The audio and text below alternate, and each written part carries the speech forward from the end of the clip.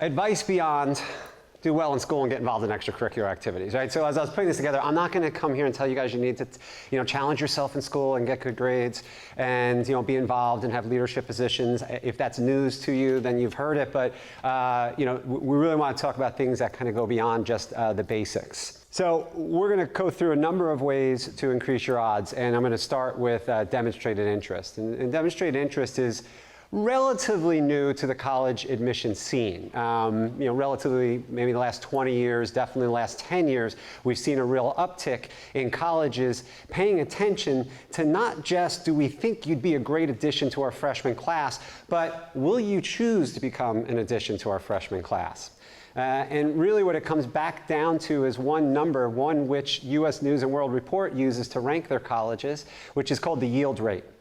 And that is the percentage of students who accept the offer of admissions. Even Harvard will have 15% of students who are accepted say, no, I'm going to go elsewhere. 85%, they have a yield rate, and that's the highest in the country.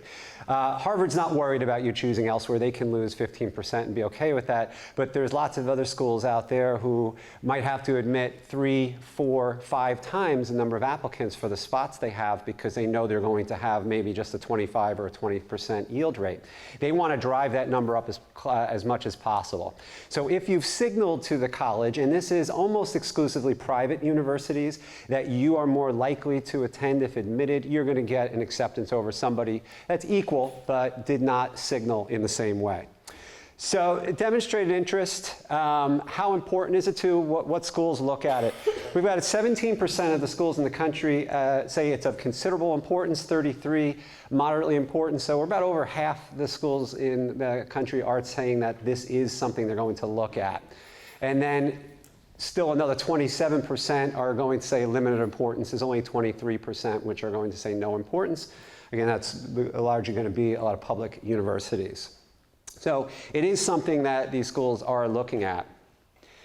How does it factor compared to other things they're going to consider? So this is a survey that's done of all the colleges in the country, and they asked the admissions officers, okay, well, what matters to you guys and how much, right? So again, where I started today, right? Grades, strength of curriculum, of course, that's going to be important.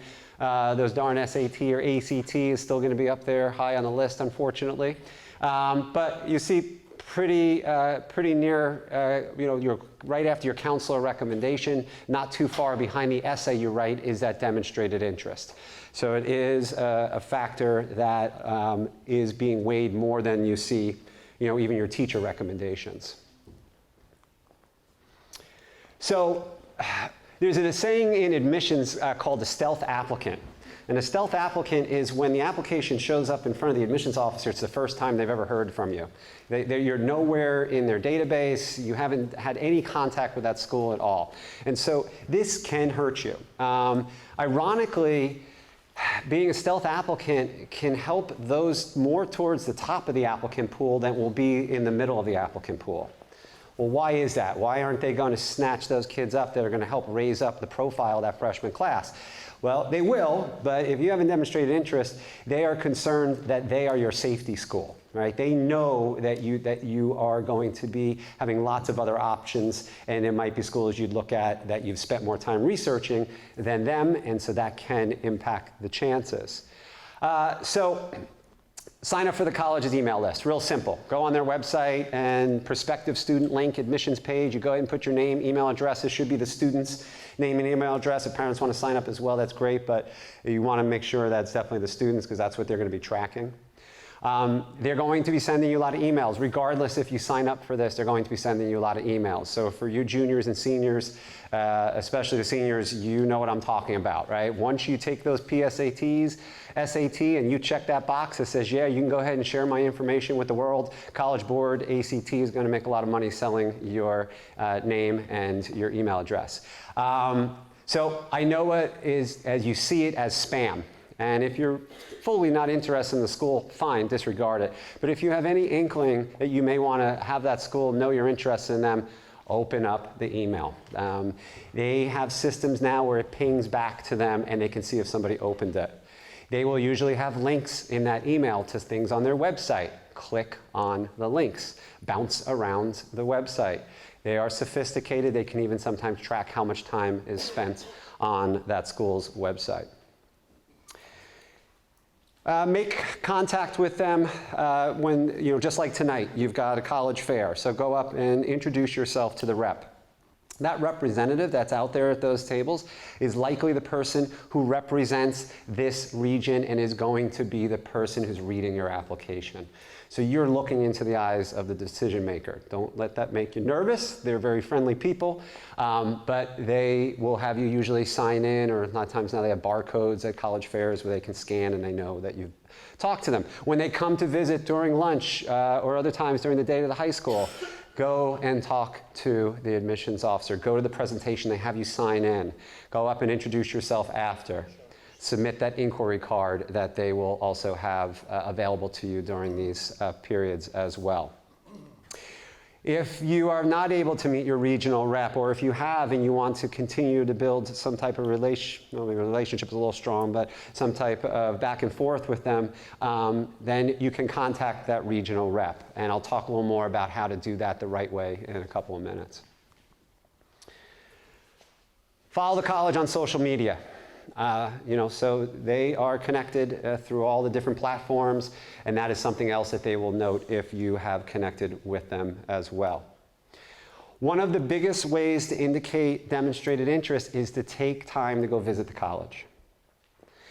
There's called OnSite and OffSite signals, and I'm going to come back to that in a little bit, but the OnSite signals are going to have more weight in the process.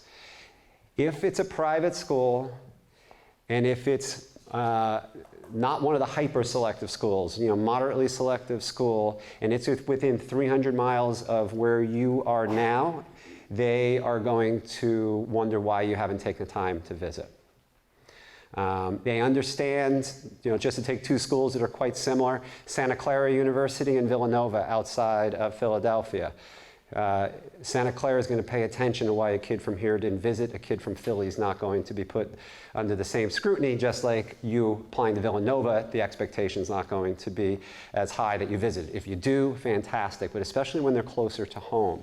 Real quick story, I had a guy a few years ago who applied to the computer science program at UC Berkeley and Santa Clara. Santa Clara was his backup. He got rejected from Santa Clara. He got accepted to UC Berkeley.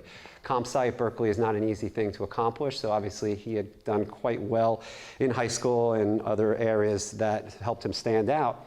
And he came in and he said, I'm kind of surprised I didn't get admitted to Santa Clara. And I said, well, no offense, but I'm not, because right on the application, remember when they asked that question, have you ever visited our campus? If so, what stood out to you? And you looked up and said, I don't have an answer for this because I've never visited.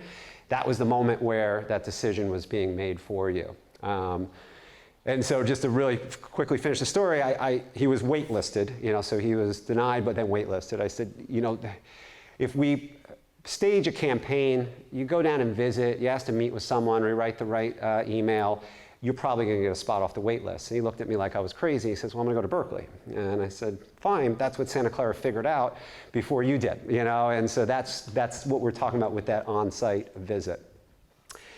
If colleges offer you the opportunity to interview, especially if it's a evaluative interview, which most of them are. Some schools will do an informational interview, which is pretty much just a one-on-one information session with an admissions officer. But if it's an evaluative interview, it's almost never required. Interviews are offered, but they're not required. That is not a good signal if you choose not to participate in the interview. So always take them up on the opportunity to interview. Preparing for the YS question. This is another big one. And basically, it's where that school is going to ask, why have you chosen us? And it's usually a supplemental essay. In addition to the long essay you have to write for the colleges, they will ask you some short answer things. And one of them a lot of times is, why do you want to come here? How will we help you meet your educational goals? This will be asked not only on the application, but it could be asked during an interview. It's a pretty typical interview question. I want to come to your school because you're located near that beautiful city and it's a nice sized campus, not too big, not too small, and it's really pretty, and it's a Catholic university. Okay, well, we could use that for Santa Clara, USD, LMU, Chapman, University of Portland, Seattle University. I could be up here for probably 5 minutes rattling off schools that you could use that answer for. That is not going to help you. You want it to be specific. A great way to think about this question is not about you, it's not about the college, it's about how you see both of you coming together. It's a really good way to think about it. So not just listing off, well, you have a great business program. There's lots of schools with great business program. Perhaps they have a focus in actuarial sciences that you can't find at many other schools. And they've got cutting edge research that's going on, and this is in a specific area that you want to study. And you're naming a professor that you've read up on and you want to be able to have access to, right? So now you're getting much more specific to that school. So it takes a little bit of homework, but hopefully in your college research, you know why you're applying to the schools you're applying to besides they're pretty. And so you can answer that a little more specifically. And then be polite. Follow up with thank you notes and emails. When you do that interview, within 24 hours, you want to send an email is fine if you prefer, or if you like to put pen to paper, fantastic. You send a thank you note. Anytime you've had direct contact with anybody from that school, show your appreciation for their time, and that's also going to start to help you stand out as well. So building a relationship with your rep. So usually on the college's website, you can look up by region who the rep is.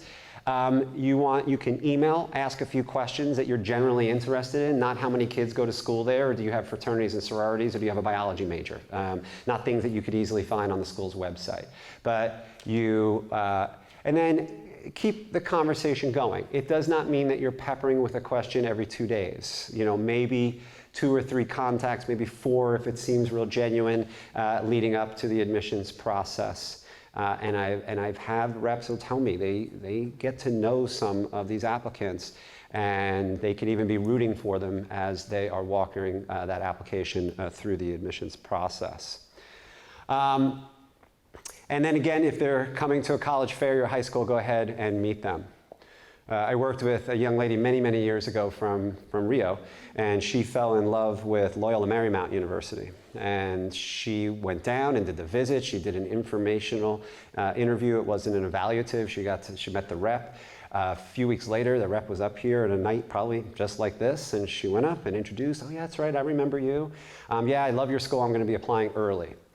And then this young lady, unfortunately, had about 3 things happen to her in a week that would knock any one of them would knock you down for a while. And so by the time she picked herself back up and re-engaged in the admissions process, the early deadline had passed. She was freaking out. I said, you've got a relationship. Let the rep know what's going on. Let them know you're about to get the app in a week. And when she did, I said, follow up. I'm so excited. I got my application. Can't wait to hear from you soon. 2 days later, she gets a phone call from the admissions rep saying, I've got good news for you. You've been admitted. That's not how they tend to release their admissions decisions. And so this is where you see an example of somebody who really did genuinely work this, and it came together for her. So I talked about on-site and off-site contact. So statistically, we see that on-site contact can result in a 21 to 24% increase in the admissions decision. The off-site, 10 to 13. And if you combine them, you're up over 35% increase in your chances of being admitted. Those are real numbers that'll, can move the needle. Again, it's going to be higher if it's students that are towards the top of the applicant. If someone's on the borderline, of course, that is going to might not be enough to put you over, but it can help and it still will have impact. So how to determine if a college considers demonstrated interest? Really easy. Like anything else, Google it. Name of college, and then put common data set. And then you should very quickly be able to find a link on the college's website to a big long form that looks like this. You go about 4 pages down or so, and you're going to get to the C section, and that's relative importance of things that they consider. And right down here, you'll see a level of academic, oh yeah, I got one of these, level of applicant's interest. So it's important to the school. So I had one of my clients call me the other day and say I just got invited to do an overnight at Cornell University. And he's already visited, he's done a lot of what you need to do.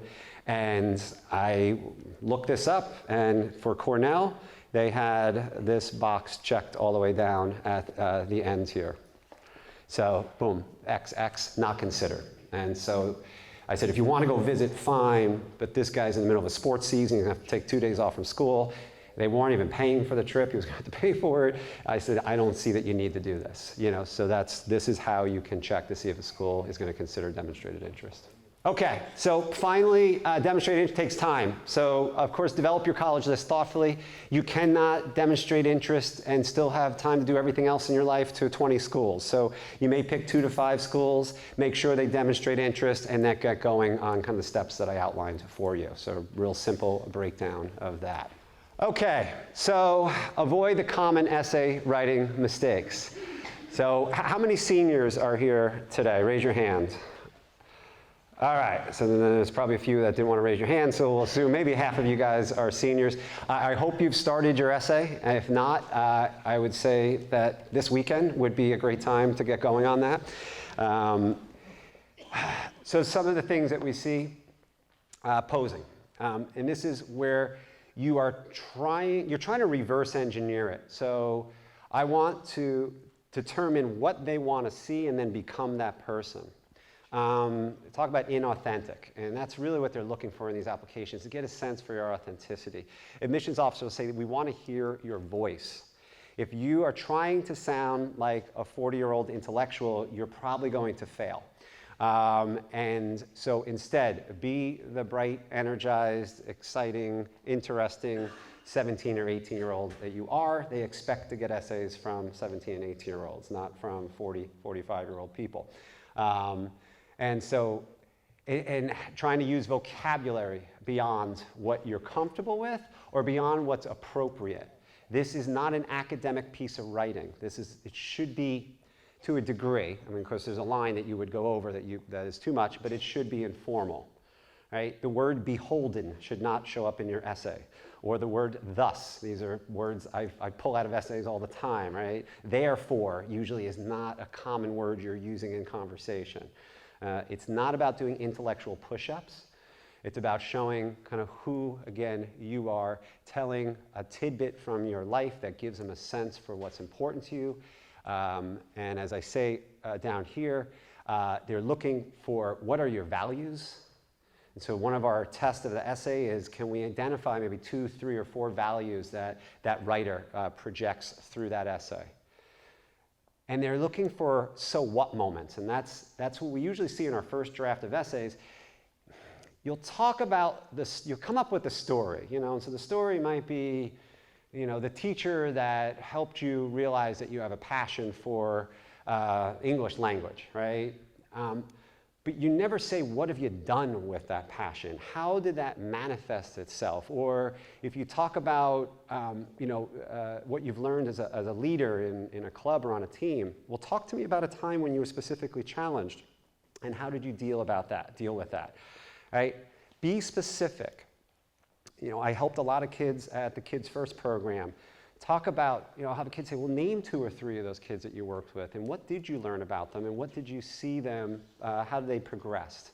And all of a sudden, the essay gets a lot more personal. And so you don't want to just say, and it was one of the most important things that ever happened to me in my life. First of all, you don't want to say that because that's what we call essay speak. There's common things that people tend to drop into these essays. And it changed me forever. And instead, tell us, and even better, show us how you were changed. What actions, your outlook. Give us real specifics on that. Being listy. So I'm jumping back up here, where people kind of, I want to talk about the 3 activities that I've had leadership positions in. Now, they know about the leadership positions. They know about the activities because those are on the activity list part of your application. Sometimes people are trying to cram in their whole life story. And that's not what they're looking for. We're looking usually for a slice that represents the whole. You're not trying to do a whole because you'll water everything down, right? Projecting privilege. And, I don't, writing about how special the time is that your family spent at your second home up in Tahoe. We should probably think about another topic. Let's talk about another time that you had a special time with your family that's not at a second home that a lot of people don't have the ability to even entertain.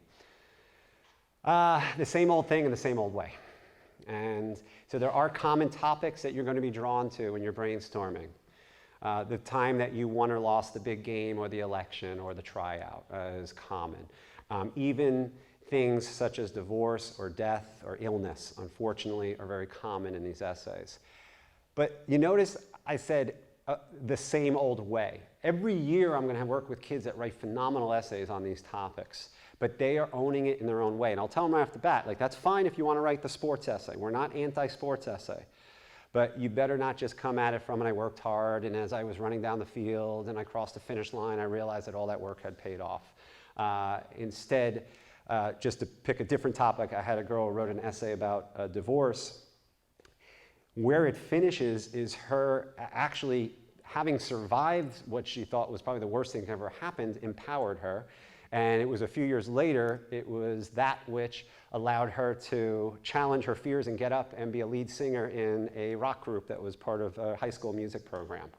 And that's where we ended. That's not where you expected that essay to go, right? So when they got to the end of the essay, it seemed inevitable in a way. It's like, oh, I get it. But it wasn't one that you could see coming from the beginning or even the middle of the essay. And so you want to put your own stamp on that. Putting someone else at the center of the story. I read an essay just yesterday, and again, it was a dad who had survived cancer and many other illnesses and had become a motivational speaker and really was an inspiration to his family and many people in his community. And his son wrote this touching essay about his dad, but at the end of it, I want to admit the father to the school. I know nothing about the son. And so it's fine to talk about other people, but again, you have to be at the center of the essay. So I said, great. Well, talk to me about how you've applied the lessons you've learned in your life from observing what your father has gone through and how he's dealt with it. Now it brings it back to you. And then thinking big instead of small. We tend to share the big experiences. Again, first big success, first time you really worked hard for something and you earned it, first time you failed.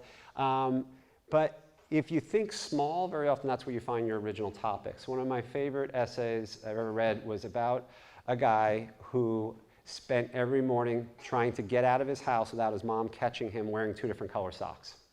And one of my favorite lines was, each morning I open up the sock drawer, my hand dives beneath the layer of coordinated socks for all the random ones I keep underneath, and that's where I grab my 2 socks for the day. I go down to the kitchen table, I try to escape the sock monster. And then went on to talk more about he's a quirky, out of the box type of person. But this is how he kind of introduced this. That's a very small thing, but it's probably never have or will be written about again. Number 3, build a balanced college list. Obviously, you increase your odds by applying to schools you can get into. And I know this is like, yeah, duh, of course, but we see a lot of that desire or that draw towards a list that's unbalanced. So determine where you're likely to fall within the applicant pool. And so you're obviously going to look at GPA and SAT scores are the primary driver of that. Timely, I literally just discovered this website today, CollegeSimply.com. And it's really cool. You go in there and you can put in your SAT or your ACT, or there's another page where you can put in your GPA. And for the SAT and ACT one, you can actually drill down by state. Didn't seem like you could for GPA. And then you say, what colleges am I in range for? And it's not going to, I tested it out and I was like, yeah, this is about what I would suspect. Now, if your SAT is here and your GPA is here, if you just put the SAT score in, it's going to give you a little bit of a false positive, and there's no way to adjust for that. But it does get you a little bit of an idea. And most of the colleges, what you'll be able to find is they'll report SAT range or ACT called the middle 50%. That means that from the 25th to the 75th percentile of accepted students, that's their scores. If you're in the 75th and above, you could figure, and again, your GPA is in line as well, you can figure that's probably a school that's on the safety side for you. If you're in the middle of the pack, it's going to be a school we call a range, and if you're below the average, it's going to be a reach, right? And so as you're building your list, well, we say apply broadly as well, but within reason. I don't recommend applying to 15, 20, 25 separate applications. So I say that because you can apply to 7 UCs with one app, and you can apply to 23 CSUs with one app. So it's really the number of applications. A good number of apps is to figure on about 8 to 12 is I find reasonable. Some may apply less if 5 of these schools are safeties. I know I'm going to get in. Then maybe you don't need to apply to 8. But 8 to 12 is a good number. But we say limit your reach schools to a quarter of the list. Make sure that at least a quarter of the schools are safeties. And then, of course, you round out the rest of the list. So if you wanted to cut it really evenly, then half of your schools could be ones that you consider in your range. You want to go heavier on the safeties, guess what? You're probably going to have more options to choose from in the end, and you're likely to have more scholarship offers to choose from as well. That's, for those that are really going after the money, you want to really pad that list with a bunch of safety schools because, again, you're going to be towards the top of the applicant pool, and that's where you get the big discounts. Unrealistic reach. And that's where, the average GPA of accepted students is a 3.9, and the applicant's bringing a 3.2. SAT is a 1450, and you've got an 1150. There's too big of a gap. A reach school where, again, you're a little bit below the numbers, and you've got phenomenal essay, letters of recommendation, activities, leadership, et cetera. That's the stuff that can push you over the edge, but you have to be in the ballpark or it's just not going to happen. So. And it takes a lot of time to apply to these schools. And so try to remember, it's a time thing, use it wisely. If a school has less than a 20% acceptance rate, it's either a reach or it's unrealistic, right? And there's nobody, when a school is denying 85, 90, 95% of their applicants that we say, yeah, that school's in range for you. It's either one that we say, yeah, it's a realistic reach school, or let's focus elsewhere. And so just be looking at it that way.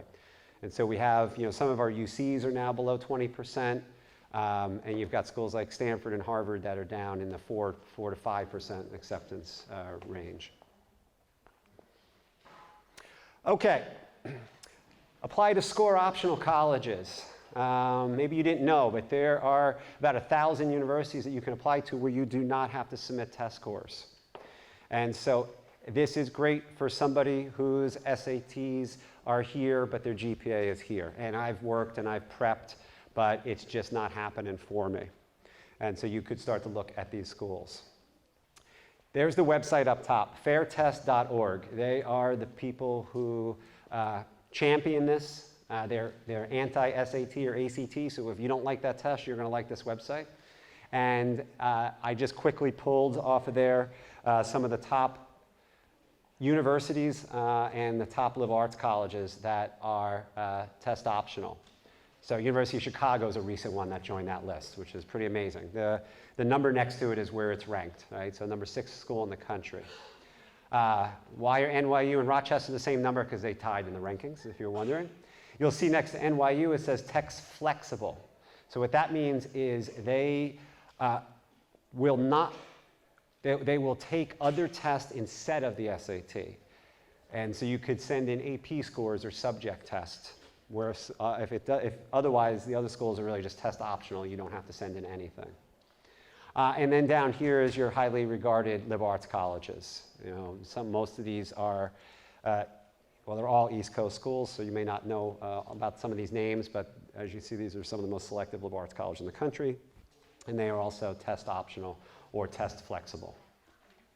If you ever have a doubt whether you should submit the test scores, granted, if you're in the 60th, 75th percentile, go ahead and submit it. But what I'll do is I'll just call an admissions officer, call the college and say, I just want to ask someone, get through the gatekeeper if you're not getting a real admissions rep right in front. And you don't have to give your name. You can be anonymous and just say, I'm really excited about applying to your school, and I'm wondering if I should my test scores. If I tell you my scores, could you maybe give me some advice? And a lot of times they'll be upfront with you and say, no, I think you'd be better off not, or if I were you, I would. And so that's another way you can just check it out if you're wondering. Apply early. So there's 2 types of early deadlines. Early action. Some public schools we'll also call it priority deadline. It's pretty much the same thing. And then there's early decision. So early action, you apply by 11/1, same thing with early decision. There can be some that are 10/15, there can be some that are 11/15 deadlines, but 11/1 is most typical. Psychological benefit, as you hear back earlier, you're not going to be wringing your hands wondering all the way through the winter. You're going to hear back usually by mid to late December if you've been admitted, as opposed to February or March. This is where they start to differ. Early action, you can apply to multiple schools early action. Early decision, you are signing a contract. Your counselor and your parents also have to sign that usually as well that says, if admitted, I'm going to come to your school. I'm actually going to rescind any other application I've submitted while I was waiting to hear from you. So for early decision, you can only apply to one school, right? It's like a proposal. And you can only walk down the aisle with one. So that's what you want to be thinking about that. With early action, though, you're not committed. You still can get to choose from all your options. You can get to choose from your financial aid scholarship awards, or early decision, you are really stuck with what that school offers you. So we say early decision is a decision based on admissions chances, not on finances. And so that's something to keep in mind. If you apply to a school early decision, you can apply to other schools early action, right? But you can only be ED to one. And you still have up to May 1st to put your deposit in. And again, with early action, you get to see where all your other options are. Why would you do it? Seems like there's a lot in it for the college. Well, it's the last bullet point. You can have a real increase in the chances of admissions. So a little bit of an increase in early action because they know you can choose elsewhere. But with early decision, it can be sizable. So this is for the latest numbers I have for a few schools here, and you can see the difference between regular decision and early action, early decision. I threw American on there because I just wanted you to see an extreme case. So if you want to go to American University, you get 80% chance of being admitted, you apply early. 29% if you apply regular. Where is that one? In Washington, D.C. Now, that's why they use this, right? Because what else is in Washington, D.C.? Georgetown and George Washington University. Where do people want to go a lot of times out of those three? Georgetown. They use American as their backup. If you're applying early decision, you can't do that. They know you're committed. So that's why specifically that school focuses heavily on that demonstrated interest, because they know they're going to lose a lot of kids otherwise that might get into Georgetown or maybe George Washington. And then you could see at some of the Ivies, you've got 3 times acceptance rate is pretty typical there. Realize that some of the bump just comes from a few things. It's a stronger applicant pool usually early. That's where your athletes are told to apply. Famous people, big-time donors, etc. So it does inflate those a little bit, that if you're not getting one of those bumps, you're not going to say you really do have maybe 3 or 4 times a chance if you applied early, but there definitely is a bump. But you see at MIT, it's negible. I mean, there's really no real bump there. So you can take that for what it is, but remember, if it's early decision, you're locked in. Put your talents on display. So beyond, of course, the stuff you're going to be required to fill out the application, if you've been involved in college-level research while you're in high school, maybe you worked over at UC Davis in the summer and you ended up contributing enough where you're on that paper, you can include an abstract. And there's a lot of times there's an additional information section on these applications where you could paste in that abstract. I don't think they're going to read the whole paper, so the abstract works very well. Through Slide Room, a lot of, and again, this is really private universities that use the common application, they'll use Slide Room as a partner where you could submit music performance, art pieces, perhaps even a writing portfolio. It should be at the level that's going to impress somebody in that department at that school, right? So someone from the music department should say, wow, we would love to have this talent on campus. Not that you're applying as a music major, but if someone's that accomplished and has put that much of their life into it, they're probably not going to show up at college and stop performing. They'll be part of the musical scene.